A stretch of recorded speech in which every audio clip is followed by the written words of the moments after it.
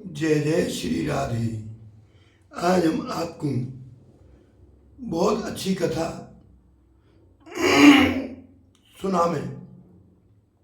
वह भक्त को नाम सोझा जी, भक्त सोझा जी। इनकी कथा बड़ी निराली। भक्ति भक्त भगवंत गुरु चतुर नाम बपुए, इनके पद बंधन किए नाशे विघ्न अनेक।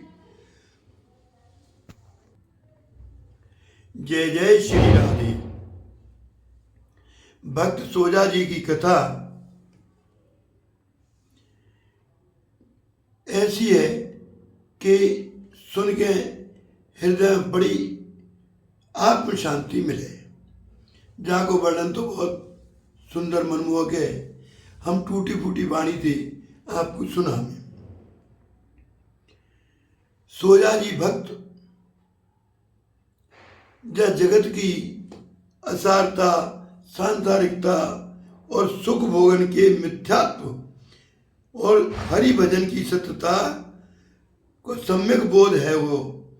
तो सोझा जी के मन में एक दिन तीव्र इच्छा जागृत हुई कि क्यों ना जब संसार के वैराग्य ले लियो जाए।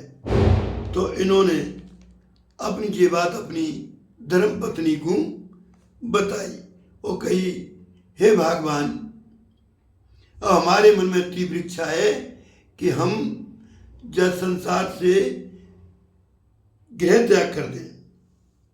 साध्वी पत्नी ने पति के परमार्थ इनके रिश्ता में कोई बाधा न डाली और बोली कि हे प्रभु, हे भगत जी, अगर आप आज्ञा दो तो मैं आपके संग चलूं।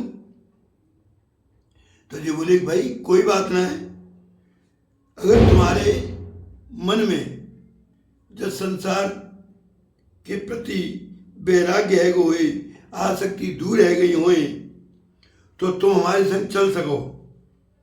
पर एक बात ध्यान रखियो, जब हमें अगर ये पता लगी कि तुम्हें संसार में आसक्ति है तो हम तुम्हें वहीं छोड़ देंगे। अंततः की बात, सोझा दंपत्ति आधी रात के समय घर छोड़ के चले दिए। जबकि घर में धन धान्य से भरपूर, कुटुंब परिवार से भरपूर, सब को छोड़ के, भाई बंधन को छोड़ के ये आधी रात के समय घर से निकल गई। सवारी रात सुबह के बाद जब प्रातः काल भयो तो सोझा जी की दृष्टि इनकी पत्नी की गोद में बालक पे पड़ी। बात कही कि इनकी पत्नी ने पति प्रेम में और भगवत अनुराग में प्रेरित है कि सब कुछ सहज में छोड़ दियो, परंतु 10 महीना के अबोध बालक के प्रति इनकी आसक्ति बनी रही। तो बाघू इनको गोद में लेके चल रही। बाघू छोड़ने में समर्थ न है सकी, अतः बाघू गोद में ले लियो। सोझा जी को ये बात मालूम पड़ी। बातें पहले मालूम होती तो वो मना कर देते कि तू मत चले, पर आधी रात संग चलिए पूरी रात। जब पता चलिए सवेरे के पैर पे, तो इन्होंने पत्नी की गोद में पुत्र को देखो तो नाराज भई और पत्नी से बोली, देखो भगवान, अभी तुम्हारे मन में संसार के प्रति राग है, आसक्ति है। यदि तुम मेरे संग चलन चाहो तो जब बालक को तुम्हें यहीं छोड़ना पड़ेगा। पत्नी ने आर्त स्वर से कही, हे प्राणनाथ, जब बालक को लालन पालन कौन करेगा। तो सोझा जी ने नीचे उन कीड़ा मकोड़न की तरफ इशारों कियो है। कही कि जो इनको लालन पालन करने वालों है वही लालन पालन तेरे जलाला को करेगा। पति की आज्ञा को पालन करते हुए पत्नी ने अपने बालक को, अबोध बालक 10 महीना को वो वहीं छोड़ दियो। वो दोनों आगे को बढ़ गई और के चले जा रहे हैं, अरे सीताराम सीताराम सीताराम कहिए, जाई विधि राखे राम, ताई विधि रहिए, ना कछु सुनिए राम, ना कछु देखिए, जाई विधि राखे राम, ताई विधि रहिए। और उधर ये तो आगे कीर्तन करते हुए चल रहे हैं और पीछे इनके परिवार के लोग इनको ढूंढत हुए फिर रहे हैं। बहुत खोज खबर करी है पर इनको कोई खोज खबर को निशान ना मिलो। तो आगे आगे उन्होंने देखी तो इनको बालक मैं परोवर रोए रहो। उन्होंने बालक को उठा लियो और आगे वो बालक अपने घर ले गई। सोजा दंपत्ति को चलत चलत पूरे दिन व्यतीत है गो, परंतु खावे को ताई कछु नाय मिलो।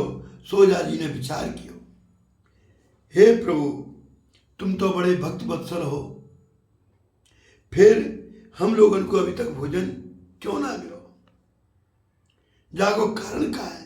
और तो मांस तक पे हाथ रख लियो और सोचने लगी कि मैंने गीता के 9वें अध्याय को 22वें श्लोक पढ़ो, अनन्या चित्यंतो मायते सांपरि उपासते, तो ये बात गलत तो है ना सके, सत्य है। तो जागो कारण का है कि हमको अब मेरी आत्मनिर्भरता में क्या कछु कमी रह गई है, या मेरी पत्नी ने कछु लुका छिपी करके कछु धन अपने पास छुपा के रख लिया हो। तो इन्होंने अपने ऊपर देखो तो कोई कमी नजर नहीं आई, पर इन्होंने अपने पत्नी पे फिर शक भ्यो, संदेह भ्यो है। तो इन्होंने पत्नी से पूछी, चो भगवान तुमने अपने पल्ले में कछु छिपाया तो ना लियो। तो इन्होंने अपनी गांठ में से 1 रुपया निकाल के दियो कि ये 1 रुपया प्रभु ये मैंने छिपा के रख रखो है। तो बोले कि जाई के मारे प्रभु ने हमसे अपनी कृपा प्रसाद से वंचित कर रही है। पत्नी ने सब चाहे के प्रभु को और निकाल के दे दी नहीं। सोजा जी ने कही तत्काल जाकू फेंक दो और तुम्हारे पास जो कछु हो बहू को फेंको। जब तक हम लोग पूरी तरह से भगवान के ऊपर आत्मनिर्भर नहीं होंगे तब तक कृपा से वंचित रहेंगे। पत्नी ने तुरंत मोहर फेंक दी, पति के संग आगे आगे चल दी।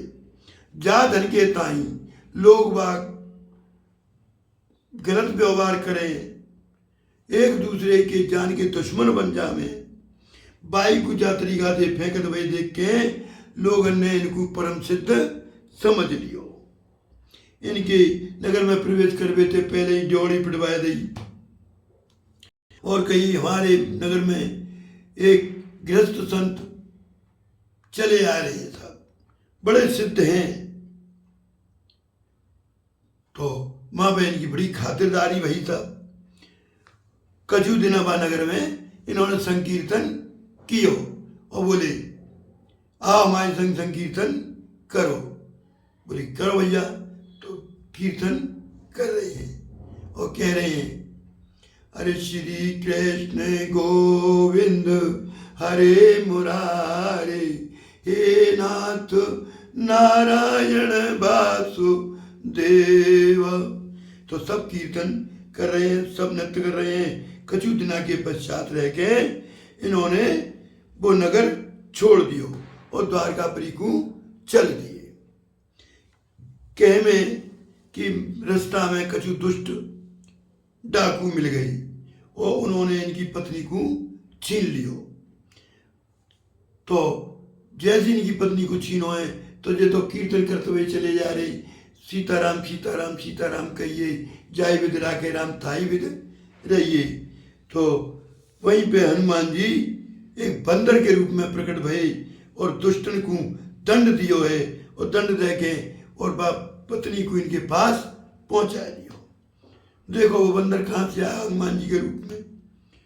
और साथ ही आकाशवाणी करी कि तुम्हारी पत्नी सर्वथा निर्दोष है, सत्यवती है प्रमाणित कर दियो। अब बहुत साल बीत गए तो इनकी पत्नी के मन में अपने पुत्र को हाल देखने की इच्छा जागृत हुई। वो बोली कि हे स्वामी, आज हमको 15-16 साल है गए, बहुत दिन है गए, हम जे देखना चाहे हमारा पुत्र जीवित है या मर गया या का दशा में है। तो उन्होंने जैसी सोजा जी को बताई तो सोजा जी भक्त के मन में कही कि चलो पत्नी की जी आज्ञा तो पूरी कर देनी चाहिए। तो सोजा जी पत्नी को लेके चल पड़े अपने देश को, और चलते चलते एक देश में आके ठहरे हैं। एक बाग में डेरा डारो है और डेरा डार के कह भी लगे हैं, मेरी राधे तेरे ही आयो में तो द्वारे तू करियो बेड़ा पार री। मेरी राधे मैं तो आयो हूँ तेरे द्वारे तू करियो बेड़ा पार रे जी। बाग के माली आए तो बाग के माली ने पूछी, क्यों भैया, या देश को राजा कौन है? माली ने बताई कि जहाँ के राजा की कोई संतान नहीं। तो उन्होंने एक सोजा जी भक्त बहुत बड़े संत रहे, वो जब यहाँ से गुजर रही काहे तो यहीं पे एक बड़े बालक को छोड़ गई, अबोध बालक को 10 महीना को। तो वो बालक उनके परिवार वाले ले गई, पर राजा का कोई संतान इतना ही। तो उन्होंने उनके पुत्र को गोद लेके तो उनके पिता तो जंगल में छोड़ गई, और वही जा राज्य को राजा बस है गयो। क्या गई